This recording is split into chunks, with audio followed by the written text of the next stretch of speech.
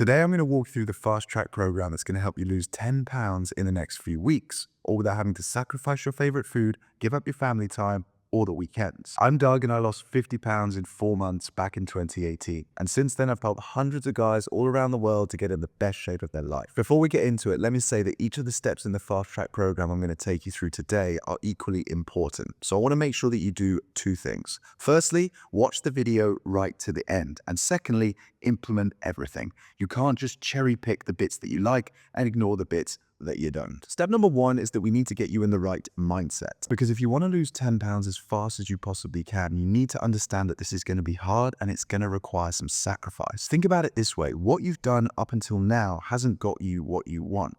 So it'd be irrational to assume that you could keep doing the same thing and get something different. So things are going to have to change, and change is hard, change is uncomfortable. So before you even start, you really need to think about whether you actually want to do this. And if you do want to do this, you need to think about why the speed is so important to you. Why is losing 10 pounds as fast as possible so damn important? Because here's the thing, it's all well and good sitting here now, watching this video, feeling motivated. But when you're 4 weeks in and it's a cold, dark, rainy Tuesday morning and your knee hurts a little bit, you can't rely on willpower and motivation alone. And by the way, if you don't want to do it, that is absolutely fine. There's no shame in that whatsoever. In fact, the speed that you're moving at, the speed you're losing the weight at, the speed you're burning the fat at, is far less important than the path that you're walking down. We want to make sure that you're going in the right direction, that you're on the right trajectory before we worry about how fast you're going. When I'm working with my clients, I'm not judging them or forcing them to lose weight fast. In fact, it's kind of the opposite. The scales are actually only one of many ways that we use to measure their progress. But if you're still with me, I'll assume speed is important to you. So there's 3 things that I want you to think about when it comes to your mindset. So first things first, we need to get you in what I call the superhero mindset. So what I want you to do is think of your childhood hero. It could be real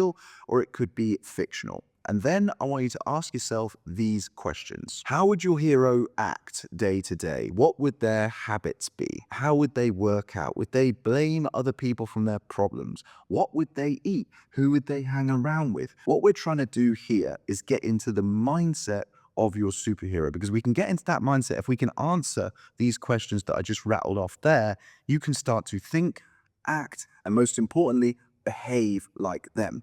Because here's the thing, your reality lags behind your identity by about 6 to 12 months. And what that means in real terms is that the person you want to become is already inside of you, but you need to start acting like that person now for the reality, for the real world to perceive you that way in the future. So you have to start acting, thinking, walking, talking, behaving, eating, drinking, sleeping like your superhero today, right now, to see the results of that in 3, 6, 12 months time. The second thing that you need to bear in mind with your mindset is that the first steps are always the biggest and they're always the hardest. But once you've taken them, every single step after that gets a little bit easier and a little bit smaller, because you're not really looking for motivation, you're looking for momentum. And that leads me nicely onto the third mindset shift that you need to have today before we even get started. And that is that positive action comes before positive thought. You can't think your way into motivation. I mean, like I just said, you're not even really looking for motivation, you're looking for momentum. But either way, whether it's momentum, motivation, or whatever else, you can't think your way into it. You have to act your way into it. And I guarantee you that that will come when you start taking action, when you start taking what feel like massive steps, but in reality are actual small, tiny ones. Okay, now we've got you in the right mindset. Let's talk about step 2. You need to know your numbers. You need to have something to aim for, and that starts with your maintenance calorie number. And as the name would suggest, your maintenance calorie number is the number of calories that you'd want to eat if you just wanted to maintain your current weight and level of body fat. And the reason that it's important for us to know your maintenance calorie number is that we need that number to put you into what we call a calorie deficit. And a calorie deficit is where you are burning more calories than you are eating, or where you are eating fewer calories than when you are burning. You can look at it either way. Either or, it's going to force your body to use the stored fat as fuel. And this is how you're going to burn the fat. Now, the quickest way to calculate your maintenance calorie number is to multiply your body weight in pounds by 40. And then to create a calorie deficit, you just need to eat less than that number. If you eat 500 calories less than that number every single day for a week, you're going to burn a pound of fat. And that's because there's 3,500 calories in 1 pound of fat. 3,500 divided by 7 is 500, or 500 multiplied by 7 is 3,500. And by the way, a pound of fat is much bigger than you probably realize. This is a life-size model. You might have seen this in another one of my videos, but it never hurts to be reminded. And as you can see, it's nearly the same size as my head. So don't underestimate losing 1 pound of fat, because pretty big. But here is the problem. That equation where you multiply your body weight in pounds by 14 to get your maintenance number, it's pretty basic, it's pretty rudimentary. And that's because your maintenance calorie number is unique to you. It's based on your physiology, so your age, your weight, your height, and your sex. But largely it's also based on how active your lifestyle is. So if you want a more precise number, I've built a free calorie calculator, and it's going to give you an exact calorie deficit target to aim for that's unique to you. So if you want to try it out, I'll leave the link to it in the description. It's going to be underneath this video. And once you've got your calorie deficit target from my calculator, you don't necessarily want to be eating the same number of calories every single day, whether it's a Monday, a Thursday, or a Saturday, because at the end of the day, we're not robots, we're human beings, and perfect days are a dime a dozen, and it's very rare that 2 days are the same. Whether it's traffic jams, kids, annoying bosses, hangovers, sickness, or whatever else it could be, stuff goes wrong. So what I advise you to do is take the calorie deficit target that I've given you and multiply it by 7. Now what you've got is a weekly calorie budget. And when you look at your calories over the course of a week rather than obsessing over them day to day, it means you can have low calorie days and high calorie days. And as long as you hit that weekly target, you're still going to be losing a pound of fat a week. And what a lot of my clients do is front load low calorie days at the start of the week, where there tends to be a little bit less stress, more discipline, and fewer social occasions. And then that leaves them room to have higher calorie days at the weekend when they want to go out, have fun with their friends, their family, their partner, whoever else it may be. The other thing that you might want to try, you might find helpful, but I'm not saying you have to do this. I want to be clear. There's no magic or secret sauce with this, is create an eating window. Commonly, this is known as intermittent fasting, where people create an 8-hour eating window each day, which means they're not eating for 16 hours. If you are going to do that, though, I wouldn't follow the traditional intermittent fasting protocol, where you eat between midday, 12 p.m., and 8 p.m.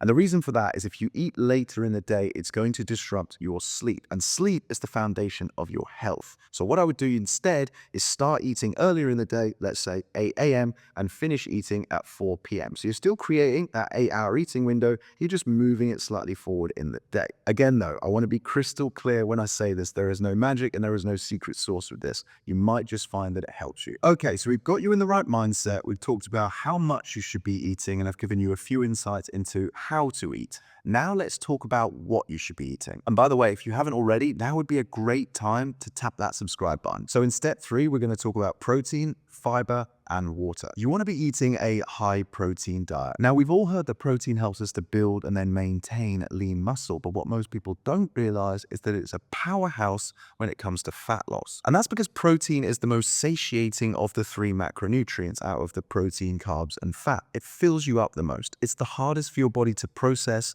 digest, and break down. So what happens is it physically sits in your stomach for longer. And when that happens, the walls of your stomach expand. And then there is a signal that's sent all the way up your body to your brain, telling it that you are full. Protein also requires the most energy to break down, and your body's source of energy is calories. So if it requires more energy and more calories to break the protein down, that means that if you eat a higher protein diet, you're going to burn through more calories. If you burn through more calories, you're going to lose the weight faster. What I'll do for you is stick a high protein cheat sheet on the screen right now. If you want to screenshot it, go ahead. Moving on to fiber. Now, if speed wasn't the theme of this video, if we weren't trying to lose 10 pounds as fast as we possibly can, I would normally be telling you to eat 80% for function and 20% for fun, where you are sprinkling in treats that you enjoy into your diet every single day. Because if you do that, you're going to make it enjoyable. If you make it enjoyable, you're far more likely to stick with it. And in the long term, you're going to lose more weight. However, the whole point of this video is to lose 10 pounds as fast as you possibly can. So with that in mind, I would strongly encourage you to cut out all junk food, all processed food, 4 to 6 weeks. And if you've never done this before, if you haven't done it for a while, this is going to be game-changing for you. It's going to be eye-opening for you because it's going to help you in so many ways. First and foremost, you will realize just how addictive and hyper-palatable junk food is. It's actually engineered to make you want more of it. And then the double trouble that comes with this is that this food is never going to fill you up. That's because it's not really that nutrient dense. It's essentially full of what we call empty calories. calories. Thirdly, because of the low quality chemicals and ingredients that are used to make junk and processed food, and I say made because remember, this stuff is not grown, it's not produced, it is literally made. It's going to make you feel more lethargic. And when you're more lethargic, you do less. When you do less, you burn fewer calories. And you burn fewer calories, you're going to lose the weight slower. The other big problem that I have with processed and junk food is the havoc that it can cause on your endocrine system and the knock-on effect that has on your sleep. When your sleep's off, your hormones are all over the place. Your leptin, which controls how full you feel, is going to go down. But really, we want it to be nice and high. Your ghrelin, which is your hunger hormone, and in an ideal world, we want it to be nice and low, is going to be very high. Your cortisol, which is your stress hormone, is going to be through the roof.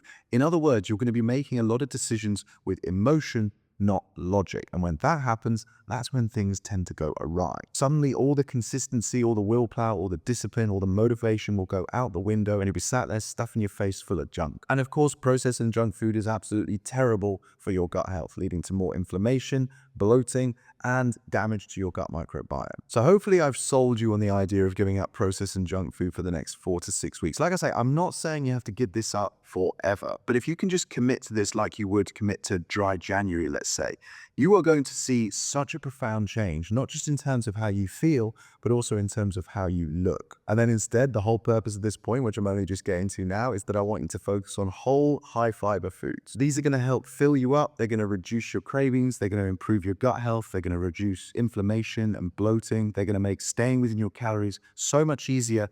And they're going to give you more energy and more drive. And then we come on to the final piece of the puzzle in terms of what you want to be eating, or should I say drinking. Because if I was to tell you that there was one simple habit that was going to keep you clear-headed, focused, energized, and make sticking within your calories so much easier, whilst not having to do any crazy routines or take any pills, you would think it would be too good to be true. But that's exactly what you get when you start drinking more water. The problem with water is that we've all heard before that we should be drinking more of it. We all know deep down we should be. But most people just aren't focused on it. And the reason they're not focused on it is because no one's ever sat them down and told them why it's so important. But that's exactly what I want to do in the next couple of minutes. I want you to think of water like your body's secondary energy system. Think of the calories that you eat as the petrol that you would put in your car to get it started. But think of the water as the oil that you put in your car to make sure that it doesn't break down. That's how important it is. Every single cell in your body requires water to function correctly. And here's the thing, when you get dehydrated, and by the way, you only need to be 1 to 2% dehydrated for this to kick in, you start to feel lethargic. And we've already covered this. When you feel lethargic, you get less done. Suddenly the idea of lying on the sofa, in your pants, watching an 8-hour Netflix binge becomes very appealing. But the problem is you do less. And when you do less, you burn fewer calories. Not to mention that you also just tend to feel terrible about yourself. And a little bit like the protein and the fiber, water fills your stomach. And when that happens, like I've already said, the walls of the stomach expand and send signals up to your brain telling it that you are full. Because more often than not, you're not hungry, you're just bored, and you're probably dehydrated. And just to give you an idea of how powerful drinking more water can be, I recently did a survey to some of my existing clients, asking them what had been the #1 game-changing habit on my coaching program since they joined.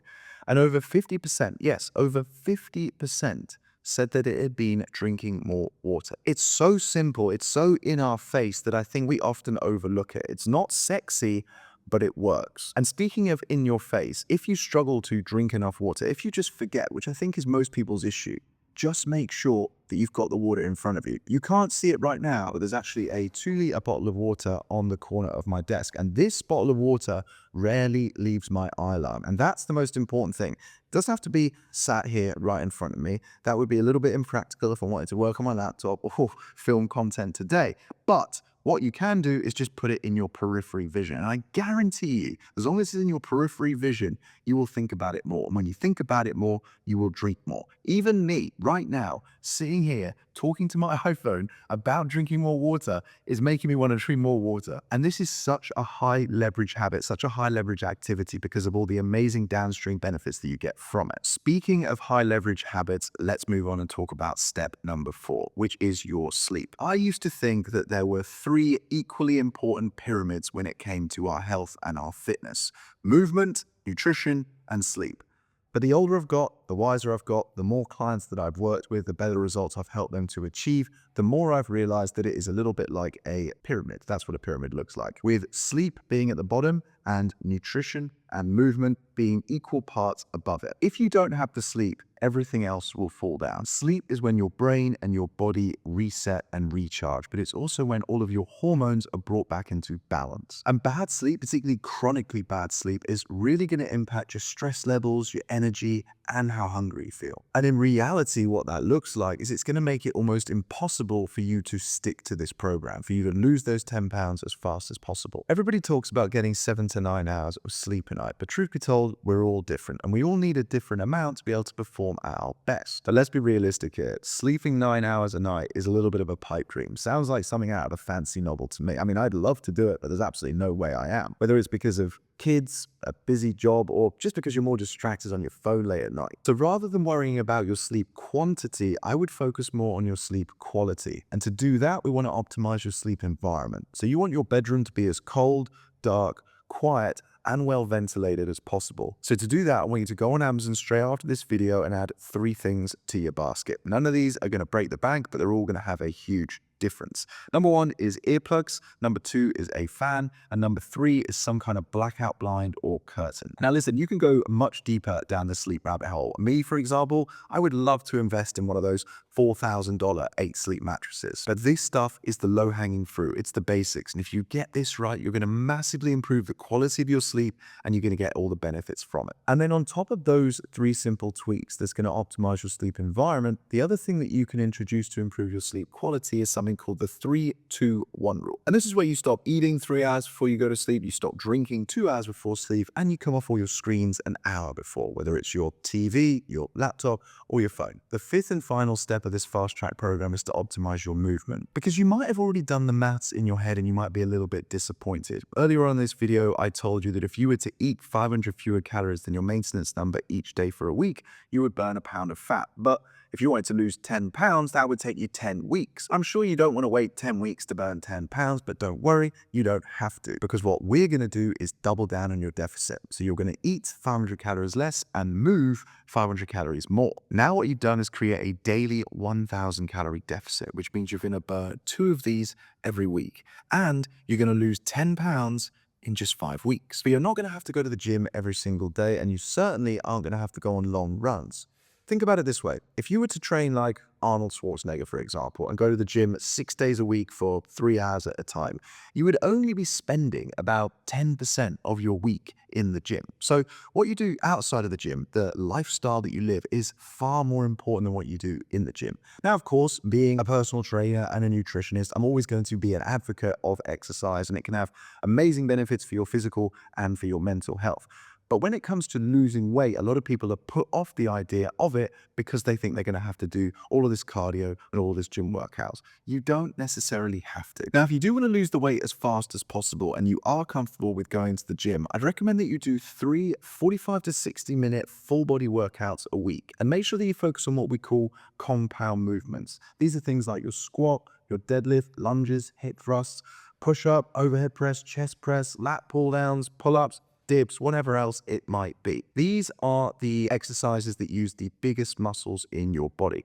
And the bigger the muscle, the bigger the contraction that is needed. The bigger the contraction, the more calories that you're going to burn. But one workout is only going to help you to burn 300 to 500 calories, depending on how big you are and how hard you're training. So even if you were doing all 3 workouts each week, you'd only be burning a maximum of 1,500 calories from your exercise, which is why I say it's so much more important to pay attention to your lifestyle rather than what you do in the gym. Walking 15,000 steps a day will help you to burn anything from 500 to 750 calories extra per day. Now, I'm not saying you need to do that. Just like everything in this video, I'm just here giving you my best advice if you want to lose those 10 pounds as fast as possible. Walking every day is going to be far more sustainable and far less likely to get you injured than having to go to the gym every day or do lots of cardio. And the best part is you can multitask while you get your steps in, whether it's listening to a podcast, an audiobook, sticking a playlist on, phoning your friend, or doing what a lot of my clients have done now and switched their Zoom meetings to walking meetings. And you might be thinking that 15,000 steps is completely out of your reach. I mean, after all, the average step count in the US and the UK is only 3,000 per day. But the very first thing you want to do is open up your phone, go to your health app, go to your settings, wherever it is, and find your average daily step count. Now you have a base, and all I want you to do is try and build on that base. And here's the thing. Let's say you wanted to aim for 10,000 steps a day, okay? Well, the good news is about 2,000 of them are going to happen on autopilot, just through existing, whether that's go to the grocery store, going around the house, cleaning, gardening, playing with your kids, commuting to work, whatever it might be. So now you've only got to aim for 8,000 purposefully. You can do that in 60 minutes, 64 minutes to be precise, because every 8 minutes you can walk about 1,000 steps. 8 times 8, 64. So it's really not going to take you too long. So there you have it, the 5-step fast track program that's going to help you lose 10 pounds as fast as possible. But remember, when it comes to this stuff, you're only as good as your last day. Consistency really is the key, because it's far better to be pretty good every day than it is to be perfect on one day. The more that you can tick off of what we've been through today, whether it's your calories, your protein, your water, your fiber, your sleep, your workouts, or your steps, the closer and quicker you are going to get to your goal. But don't stress, and certainly don't give up if you aren't having perfect days. It's better to just get up and keep moving forward. And I touched on it earlier, but I would recommend that you measure your progress in several ways. Don't just rely on standing on the scales, because you'll find that if you do stand on the scales every single day, that your weight is going to fluctuate.